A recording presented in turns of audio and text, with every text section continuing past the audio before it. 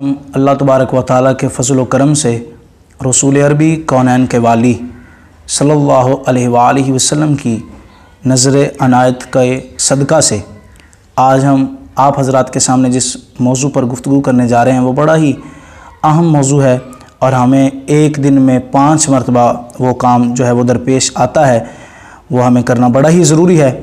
उसकी इंशाअल्लाह आज फ़जीलत व अहमियत और उसकी इंशाअल्लाह हकीकत पर जो है वो हम गुफ्तगू करेंगे। तो आज का हमारा मौजू है फ़लसफ़ा नमाज। नमाज की हकीकत क्या है, नमाज है क्या। तो पहले ये मैं आपको बता दूं कि कुरान पाक में मुतअद्दिद बार कई जगह पर अल्लाह तबारक व तआला का फरमान आली शान है, व आक़िमुस्सलात, तुम नमाज कायम करो। बार बार ये ज़िक्र कुरान पाक में जगह जगह पर जो है वो बार बार आ रहा है। तो इसलिए नमाज जो है वो नस्से कती से साबित है। अगर कोई बंदा नहीं पढ़ता तो वो गुनाहगार तो होगा, लेकिन तब तक काफिर नहीं होगा जब तक उसका इनकार नहीं करता। अगर नमाज का इनकार किया कि नमाज कहीं से साबित नहीं है, सिर्फ मौलवियों ने ढोंग रचाया हुआ है जनाब, तो ये नस्से कती का इनकार है। तो नस्से कती का इनकार करने से वो काफिर हो जाएगा और जहन्नम का मुस्तहिक बन जाएगा। तो इसलिए नमाज का इनकार नहीं करना चाहिए और 5 वक्त की बाजमात नमाज जो है वो जमात के साथ ही अदा करना चाहिए, क्योंकि कुरान पाक में एक जगह ये भी है वर्कऊ मार राकीन, रुकू करो रुकू करने वालों के साथ, यानी कि जमात के साथ नमाज अदा करो। तो जमात के साथ नमाज अदा करने की बहुत सारी फजीलत है, इंशाल्लाह ये आइंदा आने वाले मौजू में इंशाल्लाह बयान करेंगे। आज सिर्फ नमाज की अहमियत बयान करते हैं कि कुरान पाक में मुतअद्दिद जगह नमाज का जिक्र आ चुका है।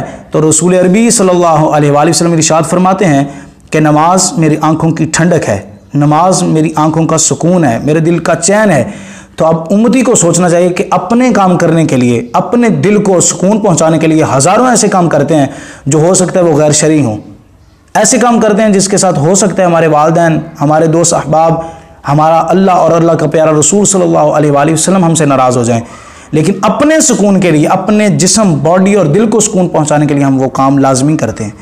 अगर अपने सुकून के लिए ये काम हम करते हैं तो हमें चाहिए कि अल्लाह के प्यारे रसूल सल्लल्लाहु अलैहि वसल्लम की आंखों को सुकून पहुंचाने के लिए, आंखें ठंडी करने के लिए नबी अलैहिस्सलातु वस्सलाम की हमें 5 वक्त की बाजमात नमाज जो है वो अदा करनी चाहिए। और दूसरी जगह आका अलैहिस्सलातु वस्सलाम इरशाद फरमाते हैं अस्सलातु खैरुम मिनन नौम, नमाज जो है वो नींद से बेहतर है।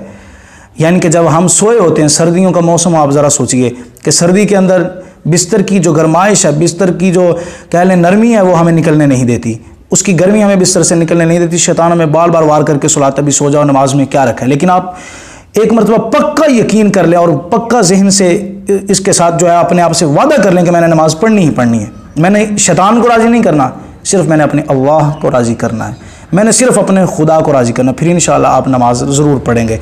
और आज इंशाअल्लाह जिस नमाज की हकीकत को हम बयान करने जा रहे हैं, तो इंशाअल्लाह उम्मीद करूँगा मैं अपने नाज़रीन इकराम से कि अगर इनमें से कोई ऐसा शख्स है जो नमाज नहीं पढ़ता, वो इस लेक्चर को लाजमी सुने और मोहब्बत के साथ सुने, तअस्सुब की ऐनक उतार कर सुने, तो इंशाअल्लाह उसको भी नमाज से जो है वो प्यार हो जाएगा, नमाज से मोहब्बत हो जाएगी।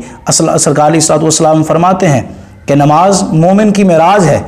सरकार अलैहिस्सलातु वस्सलाम का उम्मती जब सर सजदे में रखता है तो अल्लाह तबारक व तआला ऐसे ही है जैसे उसको मेराज का जो है वो मकाम अता फरमाता है। ये अल्लाह तबारक व तआला के साथ राज़ और नियाज का वक़्त है।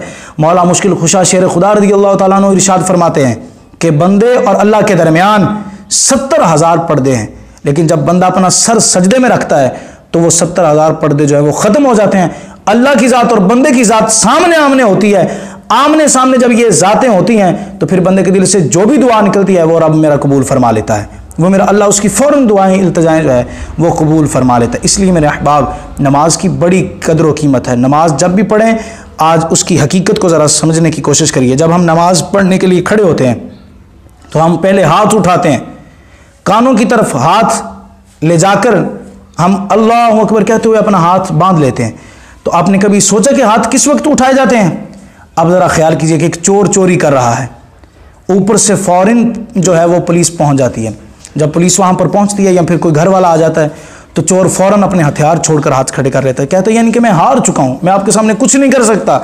इसी तरह हम बाहर गुनाह करते हैं, बुरे काम करते हैं, जो है गोइयाँ करते हैं, गीबत चुगली सब कुछ करते हैं, बाहर बुरे काम करते हैं, गुनाह करते हैं, सगीरा कबीरा। लेकिन जब मस्जिद में आकर हम अपने हाथ उठाते हैं ना, तो रब की बारगाह में ये इकरार कर रहे होते हैं कि मालिक हम हार गए हैं, मालिक तेरी ज़ात के सामने हम जो है वो हार गए हैं, हमारी कोई औकात नहीं है तेरी बारगाह में, मालिक तेरे सामने हम हरे हुए हैं, मालिक तेरी बारगाह सबसे बुलंद बारगाह है, इसलिए हम इसका जिक्र कर रहे हैं कि अल्लाह अकबर, तू सबसे बड़ा है, तू सबसे बड़ा है मालिक, ये तेरा जिक्र हम कर रहे हैं। तो इसलिए मेरे अहबाब, नमाज का ये पहला पॉइंट था कि इसकी हकीकत को ज़रा समझिए। फिर जब आप नमाज की हालत में खड़े हो जाएं नमाज पढ़ने के लिए, तो फिर आप ये ख्याल करें कि आपके दाएं जन्नत है, आपके बाएं दोज़ख है, पीछे मौत का फरिश्ता लगा हुआ है, जिस जगह पे आप खड़े हैं क़याम की हालत में वो पुल सरात है, और सामने मेरे रब की ज़ात है, सामने आपकी मंजिल है। सिर्फ इस तरह नमाज पढ़ें और दिल में ये ख्याल करें कि ये मेरी आखिरी नमाज है, ये मेरी लास्ट नमाज है, इस नमाज के बाद मैं दोबारा पता नहीं मुझे मौका मिलेगा या नहीं मिलेगा, दोबारा मैं हाजिर हो सकूंगा कि नहीं हो सकूंगा। इस तरह नमाज पढ़िए तो फिर इंशाल्लाह आप देखेंगे कि नमाज का सुकून आपको कितना आता होगा। फिर नमाज की रूहानियत, नमाज की हकीकत आप पर जो है वो वाज़ेह हो जाएगी।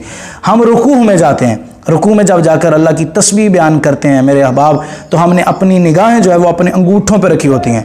तो अंगूठों पे रखने का फ़लसफ़ा क्या है, अंगूठों पे निगाह रखने की हकीकत क्या है? उलमा फरमाते हैं इसलिए कि जब रूह निकलती है तो वो पाँव की तरफ से निकलना शुरू होती है, तो इसलिए अपने पाँव की तरफ तवज्जो करो। फिर जब हम सजदे की हालत में जाते हैं तो कभी आपने सोचा जिन कानों से हम सुनते हैं वो कान भी हमारे सर के साथ हैं, जिन आँखों से हम देखते हैं वो आँखें भी हमारी सर के साथ हैं, जिन नाक के साथ हम सूंघ सकते हैं वो भी नाक हमारे सर के साथ है, जिस ज़ुबान से हम बोलते हैं वो ज़ुबान हमारे मुंह के साथ, हमारे सर के साथ लगी हुई है।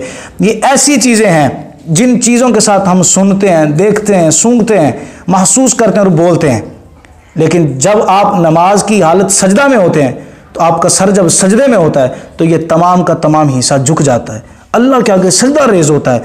आप अपनी आज़ इनकिसारी पेश कर रहे हैं तो उस वक़्त आपका दिल जो है वो बुलंद होता है, आपका कल्ब बुलंद होता है, सर आपका नीचे झुका होता है, आपका दिल बुलंद होता है। अल्लाह बंदे को बताना चाहता है, बंदे खुदा तू कानों से मुझे सुन नहीं सकता, सर के कानों से तू मुझे जो है वो सुन नहीं सकता, सर की आंखों से तू मुझे देख नहीं सकता, सर की जुबान से तू मुझसे कलाम नहीं कर सकता, और इसी तरह सर की आंखों से तू मुझे देख नहीं सकता। लेकिन जब तेरा दिल बुलंद होता है नमाज की हालत में, तो नमाज की हालत में जब तेरा दिल ऊपर आ जाता है तो ये बताना चाहता है रब बंदे को कि दिल के कानों से तू मुझे सुन भी सकता है, दिल की आंखों से तू मुझे देख भी सकता है, दिल की जुबान से तू मुझसे कलाम भी कर सकता है। इसीलिए तो मौला मुर्तज़ा से किसी ने पूछा था कि जब आप नमाज पढ़ते हैं तो उस रब की नमाज पढ़ते हैं क्या उस रब को देखा भी है जिसकी नमाज पढ़ते हैं? तो मौला मुर्तज़ा ने फरमाया मैं उतनी देर तक दूसरा सजदा ही नहीं करता जितनी देर तक मैं अपने रब को देख नहीं लेता।